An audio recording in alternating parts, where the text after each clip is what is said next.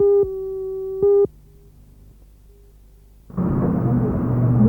first electric train to move under its own power arrived at Morisset this morning, driven by a Broadmeadow train driver about to make the change from old to new. Bob Salter is one of 30 drivers receiving instruction on how to drive the electric train, which is scheduled to arrive next month. The drivers undergo a 6-week course, including 2 weeks of practical training being carried out on the line between Morisset and Wyong. Those on the training run, like Bob, have been around diesel trains for years. And although they are prepared to give the new trains a go, do you think it's better than the old diesel? habits die hard. Pretty hard to beat the diesel. What, you prefer the diesel, do you? Oh, not actually, but they're pretty hard to... They're a good engine, diesel engine. So you're a little bit biased at this stage? No, I'm not. No. It's just that... I suppose you get used to these, but I might change my mind. While training continues and until the electrification to Newcastle is complete, Newcastle's first electric train will have to be content with the journey back and forth from the central coast to Morisset. Not that the select drivers who are giving it a test run seem to mind.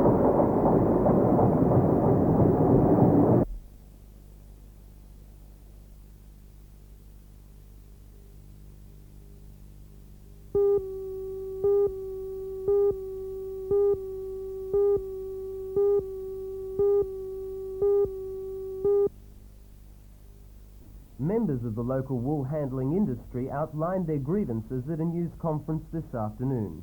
They had spent the day discussing the matter with counterparts from Western Australia who fear the death of wool handling in Albany. The Wool Council of Australia wants shipping companies to stop paying the cost of transferring wool from the point of sale, say Newcastle, to the point of export, normally Sydney. The cost would instead be absorbed by growers, chopping $4 a bale from their profit margins. The handlers say this will encourage growers to sell their produce and have it containerised in Sydney for export. Those operations account for about 350 jobs in Newcastle. The change in the financing of transport is part of the Wool Council's move towards the centralisation of the Australian wool industry to Sydney. This is being done on the grounds of efficiency and therefore lower prices for overseas customers.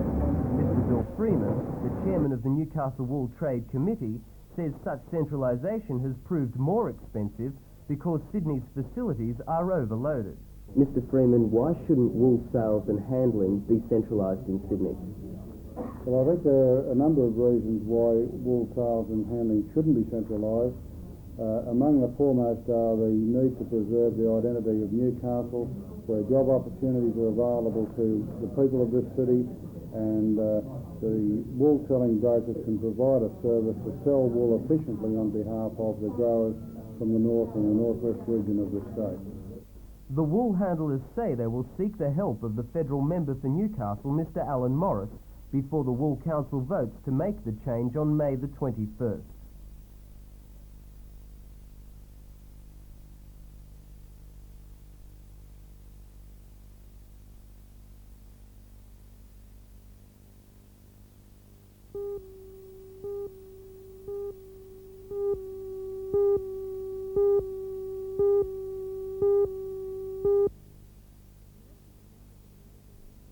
Nurses and members of the Health and Research Employees Association met at Stockton Hospital this morning.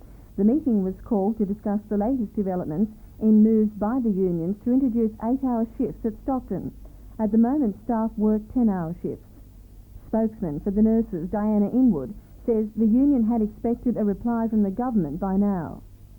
There's very little satisfaction. They've delayed us in our answers, and now they're giving us an answer that's not satisfactory to the members. The members have decided that we've waited long enough.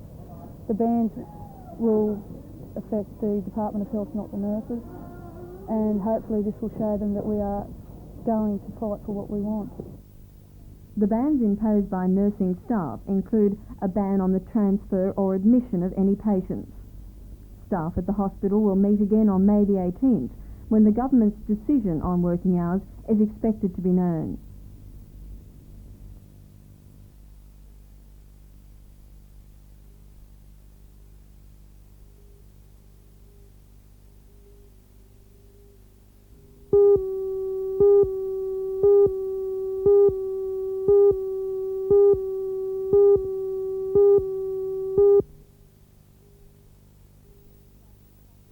curriculum was written by Newcastle women Betty Anderson and June Graham. The head of the School of Nursing, Dr. John Gay, says it's an innovation in nurse education. It's a radically different curriculum which allows a continuous flow from strand to strand from year to year. And how else is it different from the system currently being used in the hospitals? Well, it's a fine integration of what we call academia and the ongoing clinical practice. In that, it's college-based. Now, computers are also going to be used in this course. How will they be used? In what we call computer-assisted learning or self-directed learning for the student, it will allow the student to virtually make use of a technological innovation to further emphasize tutorial. What's the concept behind the curriculum? Well, the emphasis of the curriculum, Ms. Betty Anderson and Ms. June Graham, who were the coordinators of the development of the curriculum, have a concept which is unique and I think quite innovative, in that they take a wellness model virtually in total rather than the traditional medical model, which is the illness model.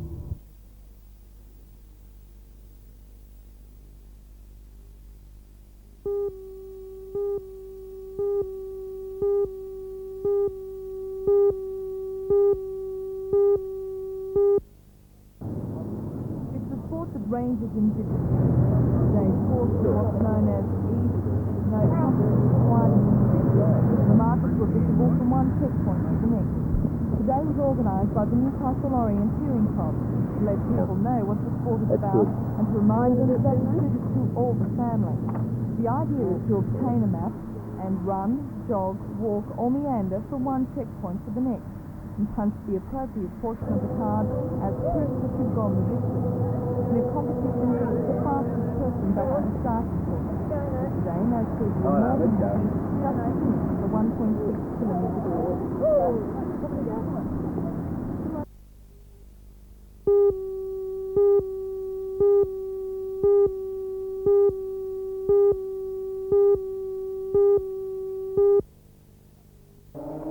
With speeds of up to 120 kilometres an hour on the back street, it's not surprising that the international class cars can do a lap in 18 seconds.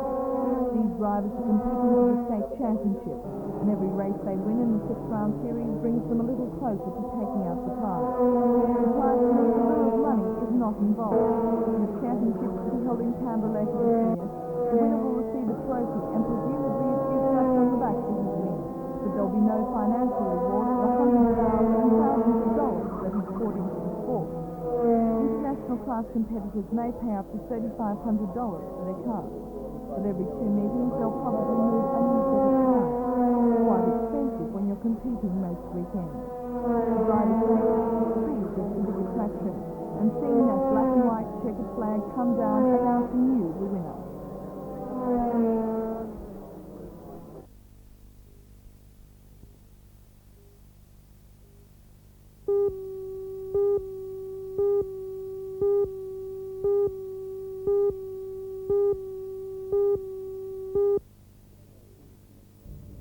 Good morning everyone and welcome once again.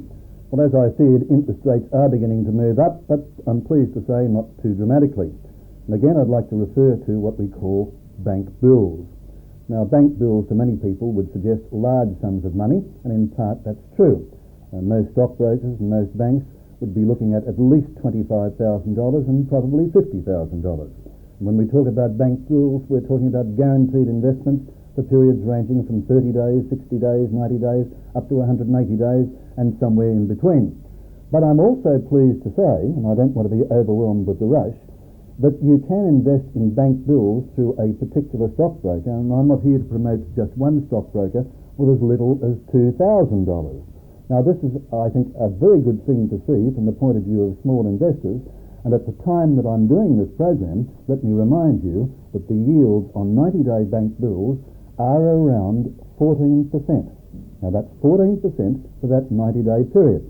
And because of the interest rate uncertainties, and I'm not unduly upset at the way interest rates have gone, I think they've risen in a moderate sense, but because of those short-term uncertainties, I'm suggesting, without ignoring your bank, your building society and your credit union deposits, that if you have the inclination to invest in some bank bills, be it $2,000, $4,000, $20,000 or $40,000 or $60,000 or if not more, well then take advantage of the current returns that are available. And don't forget, bank bills are a great way to park money if in the case of, say, selling your own home, you're waiting to buy another, use that bank bill facility along the same lines that you would use cash management trusts. I'll see you next Monday.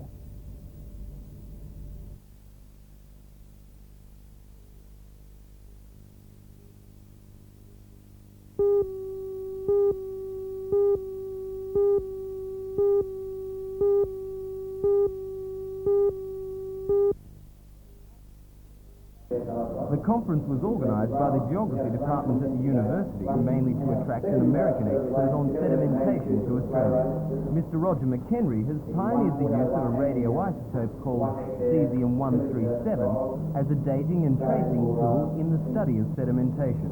His knowledge is eagerly sought since sedimentation is a major problem in Australian rivers. The conference has also attracted several other engineers and soil scientists from the United States and Europe. The commercial side of land management has joined in, several companies displaying research equipment such as river flow gauges. When the conference ends on Thursday, the purpose consensus will have been found on what direction research should take. The important question for the farmer, and ultimately all Australians, is how to halt our alarming rate of soil erosion. Soil degradation is a product of the impact of land users on the soil resources, and so it's the land users who have primary responsibility to prevent damage and to control damage that has occurred. But they can't do that alone. It requires the government intervention, and it requires community input. The community has got to participate in recognising that if they are not prepared to pay part of the cost of controlling soil degradation, it's going to result in dearer food, dearer fibre, a less stable landscape, more polluted water bodies, so everyone's got to participate.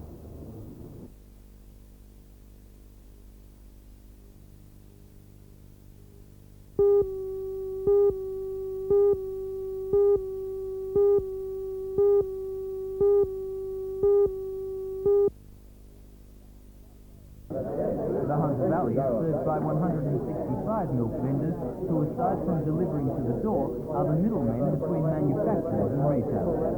118 vendors attended a meeting in the Gallipoli Legion Club in Hamilton and resolved to ask the state government for a minimum set price per litre of 68 cents and a maximum of 70 cents. They want a 2-litre carton to sell for no less than $1.28, with an upper limit of $1.39. At present, 2 litres of Victorian milk is selling for $1.28. To save New South Wales' share of the market, the state government ordered vendors to lower their wholesale price to retailers taking over 1,000 litres a week. The price was cut from 63 cents per litre to 59.9. Local vendors claim this has all but destroyed their profit margin. That close to it, it's nearly a waste of time for some of them to get out of bed. It's just too close to the bread and butter to be funny with. Do you think the state government is sympathetic to your plight? I don't believe they were to start with, but I believe that now that pressure has come to bear and they have become more aware of the situation.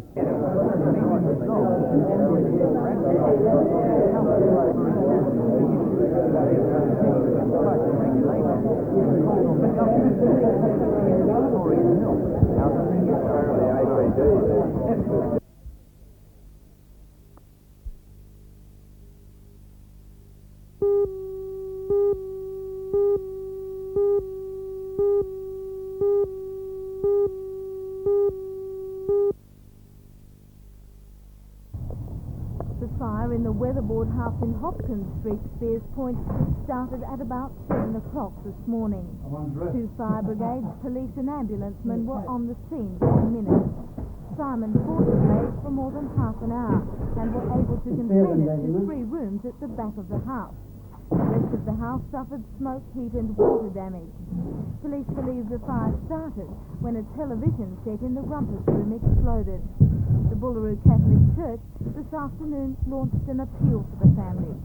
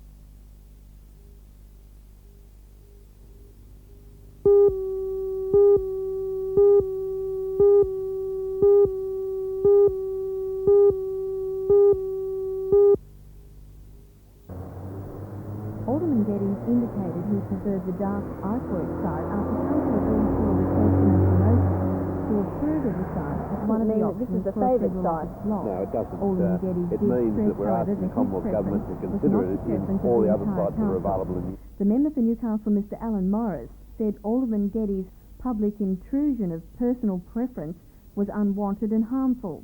Mr Morris said he believed the establishment of the State office block was delayed for several years because various sites were publicly canvassed, affecting market values.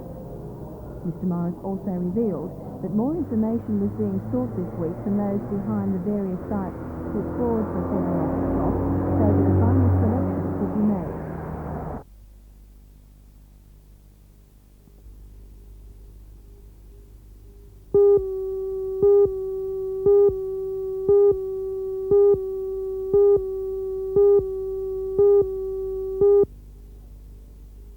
My concern is Before the Works Committee last night was a recommendation from the acting city planner, Mr Winston, We to are approve concerned here not only with the immediate... for Francis Xavier High School of Hamilton, which is to become a co-educational college.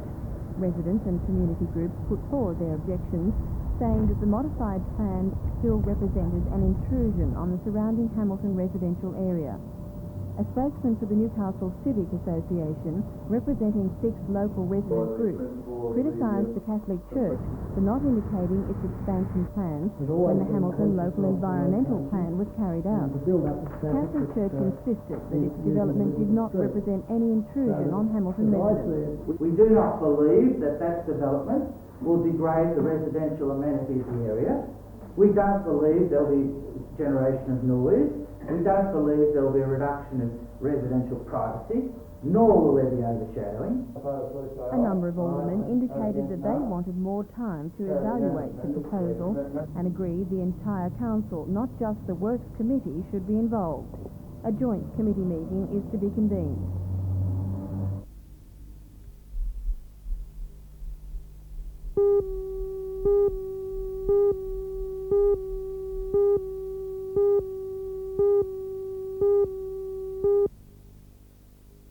The computers made their debut today, and Jason Bellotti from Islington and Simon Coppertini from Hamilton were the first users of the example in the Central Library.